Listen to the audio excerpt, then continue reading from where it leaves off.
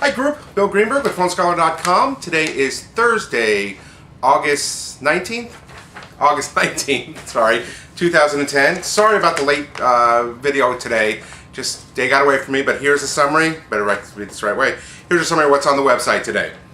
Droid Pro is a global version of the Droid 2, and the LG enV Touch 2 will be Android powered.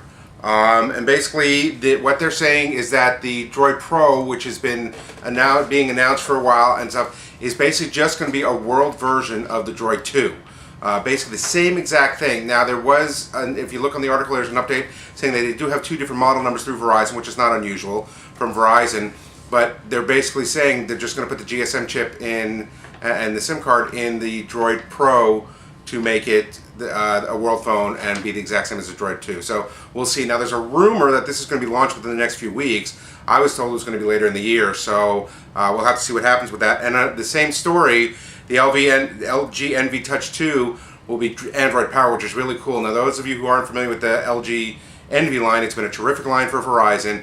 It is a bar-style flip-up phone, so if you hold it regularly, it almost looks like a bar-style phone, like the old Nokias, and then if you flip it up, you have a pretty keyboard inside. The cool thing is, both screens are going to be touch screen. So if you have it closed, you have a touch screen outside, and if you flip it up, you have a touch screen inside. So that's going to be really, really cool. So something to take a look at. They haven't announced when it's coming out or anything like that, but I'm looking forward to it. They say it's supposedly due out towards the holidays, and that may also be a world phone. So I'm looking forward to that one. I know my wife will like that because she has an enV right now, and I think she'd really like that.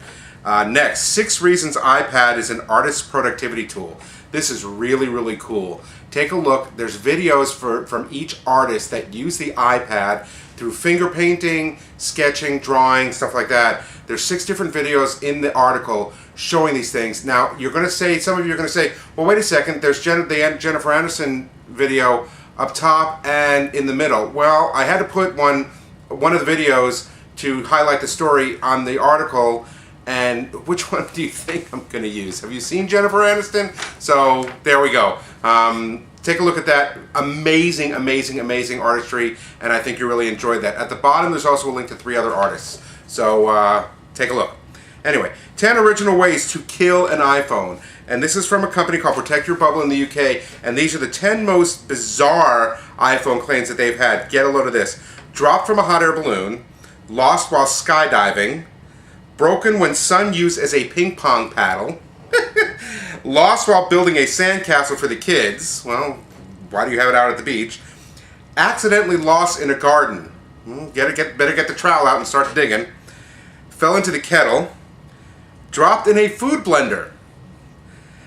My dog ate it. They said that's what dog actually chewed it up. Get this one. This is the best one. Juice from defrosting piece of meat leaked into it and then flew out the car window. Now, I've known people who've had their phones fly out the car window. Of course, that wasn't by their choice. It was known by the passenger in an argument. There's also the 10 top most common claims on here. So check out the article. I think you'll really find it funny. And then last on the regular stuff, Samsung Intensity 2 review. It's a video from Sydney at PhoneDoc.com showing the Intensity 2 for those of you who are trying to save money and not necessarily have to go with a smartphone but get a full QWERTY keyboard. Really great phone. It's $50 after rebates with Verizon, from Verizon. It's available now, so check that out. Under categories, T-Mobile. Motorola Charm hitting T-Mobile on August 25th for $75.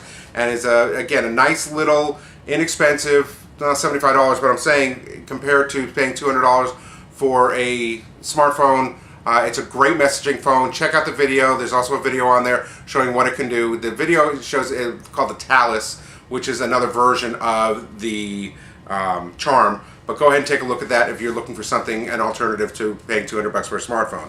Next, Nokia readies US launch of N8 smartphone. This phone, based on the article, looks just absolutely amazing power pack. Now it's going to become unlocked, so it's $550. That's going to be due sometime around September, and is a GSM phone, so it'll only be available for AT&T and T-Mobile. But just some of the 3.5-inch screen, but it has a stereo FM tuner built in with an FM transmitter, a 12-megapixel camera with a xenon flash, and a Carl Zeiss lens. And for those of you who don't know, Carl Zeiss lenses are one of the best lenses you can actually find the video that I do this with has a Carl Zeiss lens. So really, really amazing. It also has a secondary camera for the video share, the AT&T video share. So take a look at the article. I did put a link for pre-orders if you're interested at all. Hopefully one of the companies will bring this in. It also has a Symbian operating system, which is actually the #1 operating system in the world, mostly overseas. So take a look. Next, under T-Mobile, they set up a site to try to show a little bit or talk about a little bit about the new G2 that's going to be coming out, which is going to be their first HDSPA Plus phone. And the HDSPA Plus is kind of like the 3G on steroids for T-Mobile, because they're not going to 4G yet. But here was a problem. When they put up the site and people were putting in their info to be interested in, it was allowing some users to see other users' information, so they pulled it down really quickly, but it is back up. It seems to be working okay. That's all I got for today. As with everything, please check out all the articles, especially the iPad articles, at www.phonescholar.com. I do want to thank two of my regulars who are really trying to promote this website, as am I. Remember, you can always go to Facebook and like me. I am on Twitter. There's a little display on the front of the website that shows that you can go directly to our websites, or you can go to PhoneScholar or Facebook.com/PhoneScholar, Twitter.com/PhoneScholar, and go ahead and follow along that way. Thanks much. Have a great day. I shall talk to you tomorrow.